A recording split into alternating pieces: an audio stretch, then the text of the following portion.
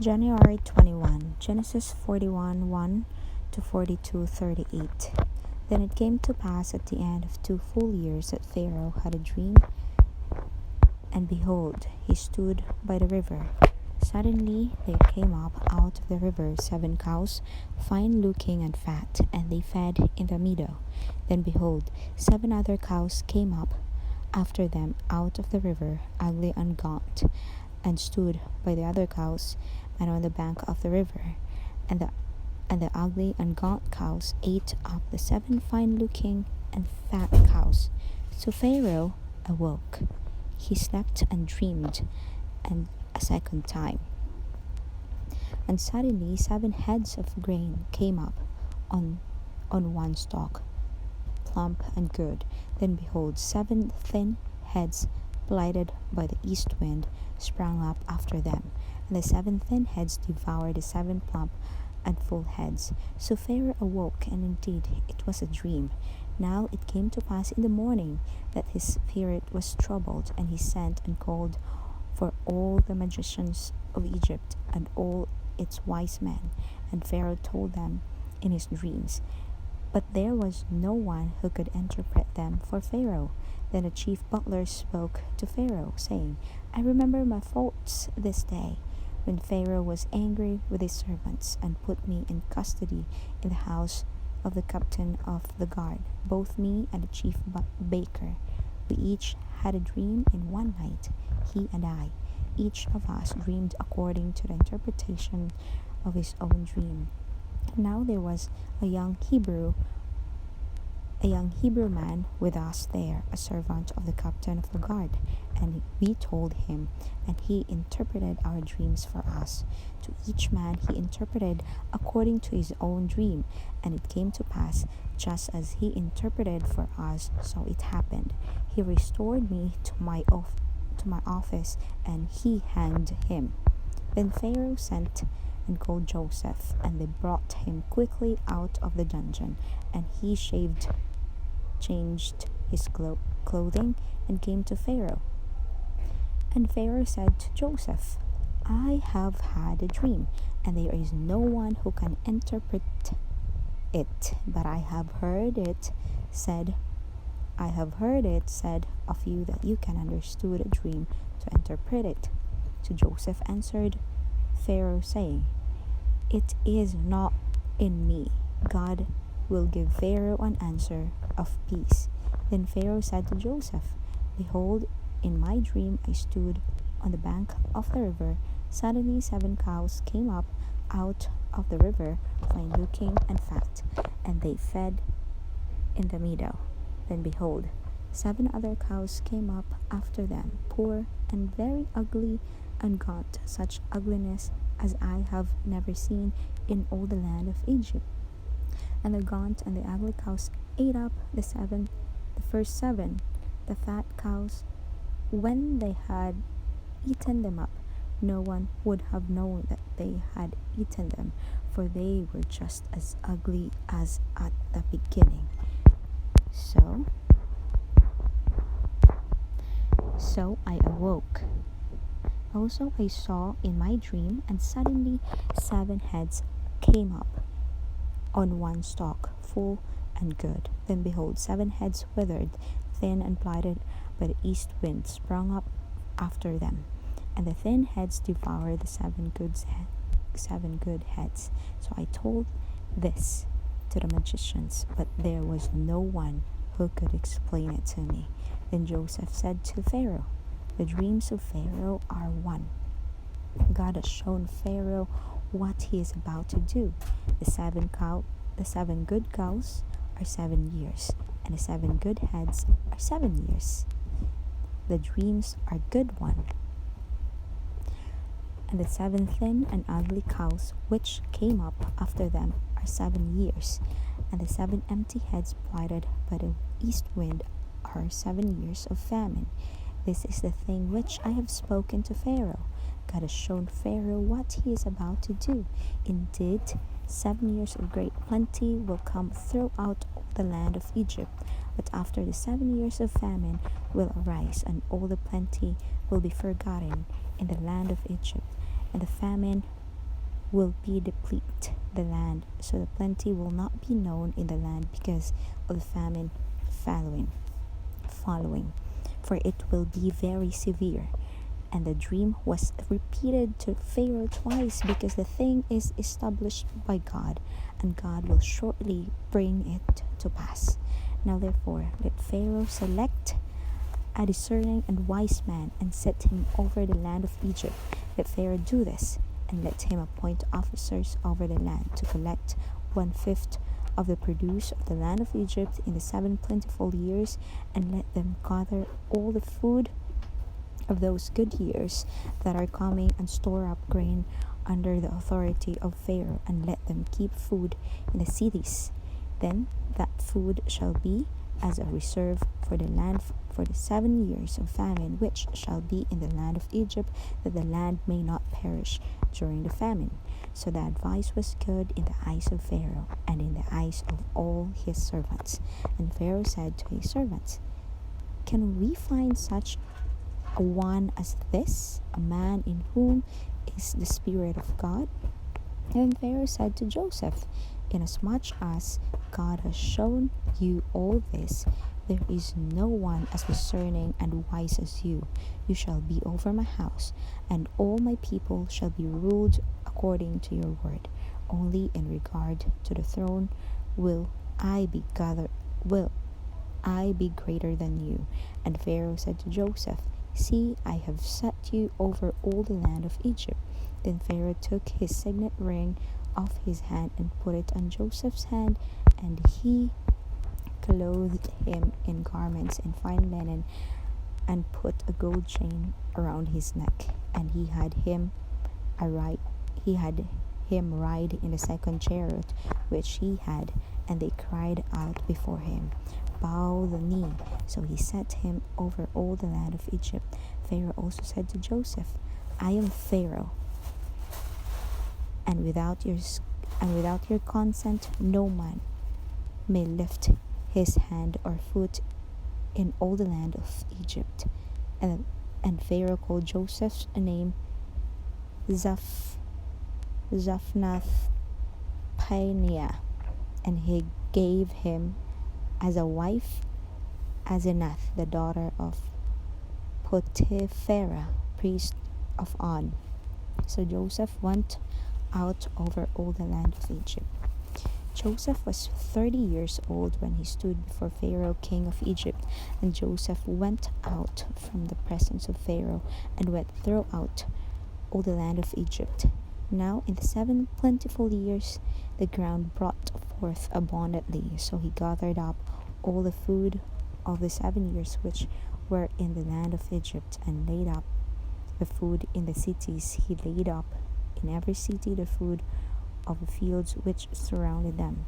Joseph gathered very much grain as the sand of the sea, until he stopped counting, for it was immeasurable. And to Joseph were born 2 sons before the years of famine came, whom Asenath, the daughter of Potiphera, priest of On, bore to him. Joseph called the name of the firstborn Manasseh, for God has made me forget all my toil and all my father's house.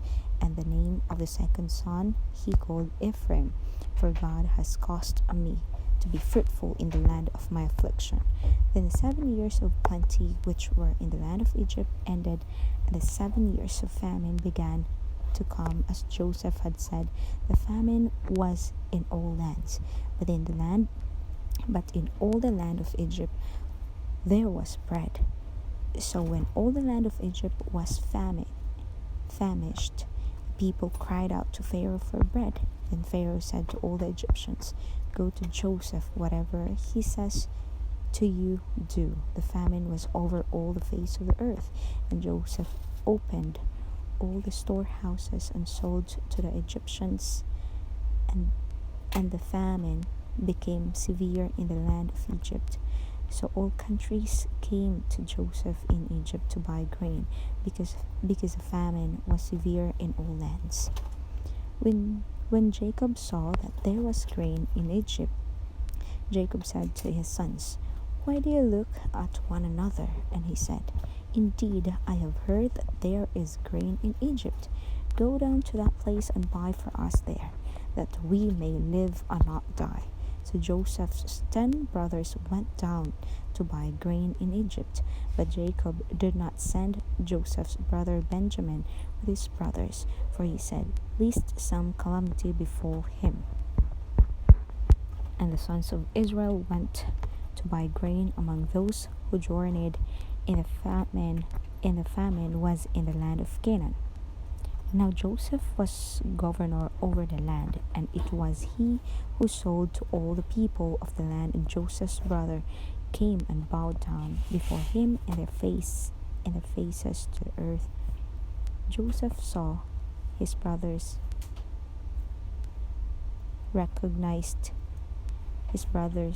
and recognized them, but he acted as a stranger to them and spoke roughly to them. Then he said to them,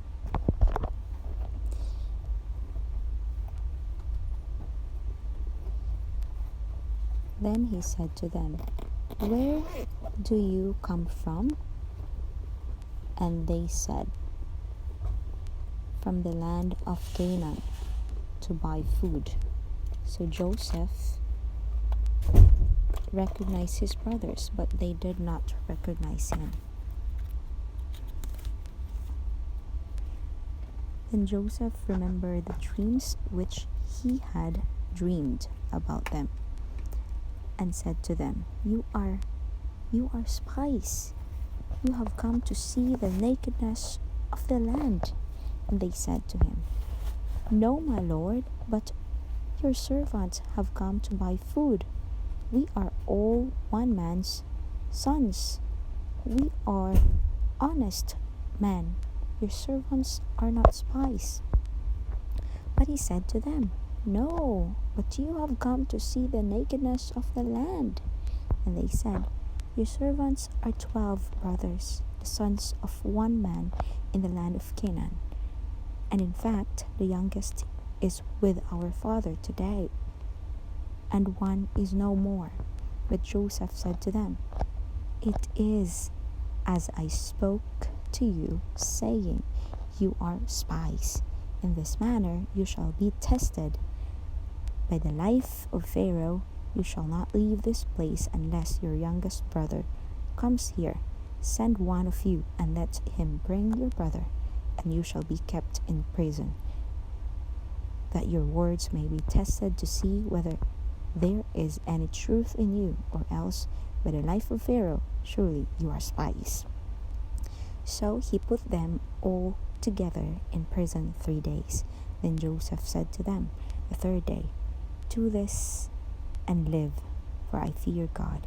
If you are honest men, let one of your brothers be confined to your prison house, but you go and carry grain for the famine of your houses, and bring your youngest brother to me, so your words will be verified, and you shall not die. And they did so. Then they said to one another, We are truly guilty concerning our brother, for we saw the anguish of his soul when he pleaded with us, and we would not hear. Therefore this distress has come upon us. And Reuben answered them, saying, Did I not speak to you, saying, Do not sin against the boy, and you would not listen? Therefore, behold, his blood is not required of us. But they did not know that Joseph understood them, for he spoke to them through an interpreter. And he turned himself away from them and wept. Then he returned to them again and talked with them. And he took Simon from them and bound him before their eyes. And Joseph gave a command to fill their sacks with grain, to restore every man's money to his sack, and to give them provisions for the journey. Thus he did for them. So they loaded their donkeys with the grain and departed from there. But as one of them opened his sack to give his donkey feed at all the encampment, he saw his money, and there it was in the mouth of his sack. So he said to his brothers, "My money has been restored, and there it is in my sack." Then their hearts failed them, and they were afraid, saying to one another, "What is this that God has done to us?" Then they went to Jacob their father in the land of Canaan and told him all that had happened to them, saying, "The man who is Lord of the land spoke roughly to us and took us for spies of the country. But we said to him, 'We are honest men, we are not spies. We are 12 brothers, sons of our father. One is no more, and the youngest is with our father, saying, Father, youngest, this day in the land of Canaan.' Then the Lord of the country, said to us, 'By this I will know that you are honest men. Leave one of your brothers here with me. Take food for the famine of your households, and be gone, and bring your youngest brother to me, so I shall know that you are not spies, but that you are honest men. I will grant your brother to you, and you may trade in the land.' Then it happened, as they emptied their sacks, that surprisingly each man's bundle of money was in his sack. And when they and their father saw the bundles of money, they were afraid. And Jacob their father said to them, You have bereaved me. Joseph is no more, Simon is no more, and you want to take Benjamin? All these things are against me." Now Reuben spoke to his father, saying, "Kill my 2 sons, if I do not bring him back to you. Put him in my hands, and I will bring him back to you."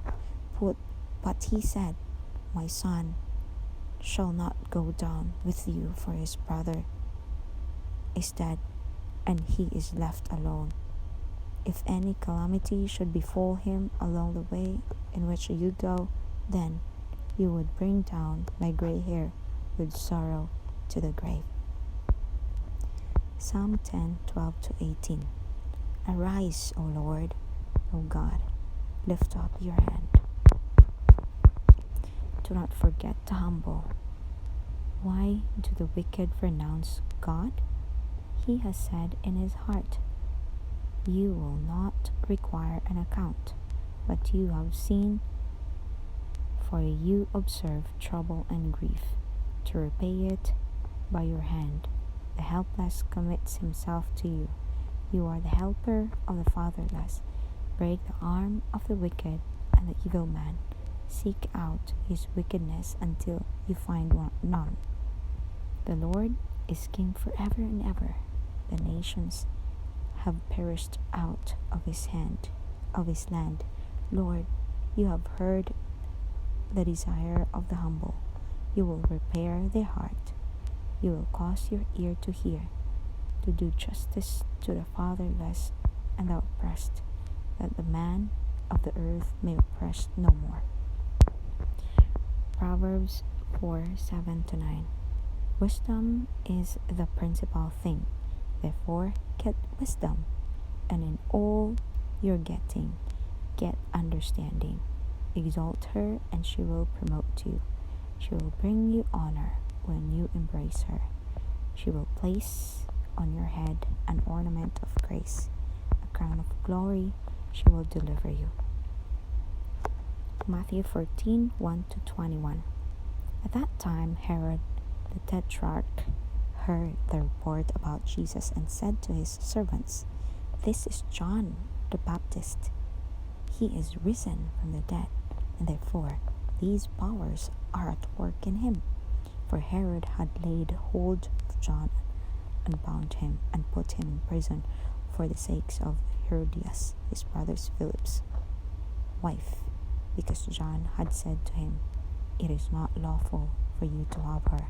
And although he wanted to put him to death, he feared the multitude, because they counted him as a prophet.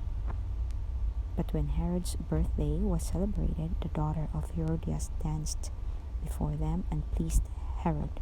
Therefore he promised with an oath to give her whatever she might ask. So she, having been prompted by her mother, said, Give me John the Baptist's head here on a platter. And the king was sorry. Nevertheless, because of the oaths and because of those who sat with him, he commanded it to be given to her. So he sent and had John beheaded in prison, and his head was brought on a platter and given to the girl, and she brought it to her mother. Then his disciples came and took away the body and buried it, and went and told Jesus. When Jesus heard it, he departed from there by boat to a deserted place by himself. But when the multitudes heard it, they followed him on foot from the cities. And when Jesus went out, he saw a great multitude, and he was moved with compassion for them, and healed their sick. When it was evening, his disciples came to him, saying, This is a deserted place, and the hour is already late. Send the multitudes away, that they may go into the villages and buy themselves food. But Jesus said to them, They do not need to go away. You give them something to eat. And they said to him, We have here only 5 loaves and 2 fish. He said, Bring them here to me. Then he commanded the multitudes to sit down on the grass, and he took the 5 loaves and the 2 fish, and looking up to heaven, he blessed and broke and gave the loaves to the disciples, and the disciples gave to the multitudes. So they all ate and were filled, and they took up 12 baskets full of fragments that remained. Now those who had eaten were about 5,000 men, besides women and children. Amen and amen.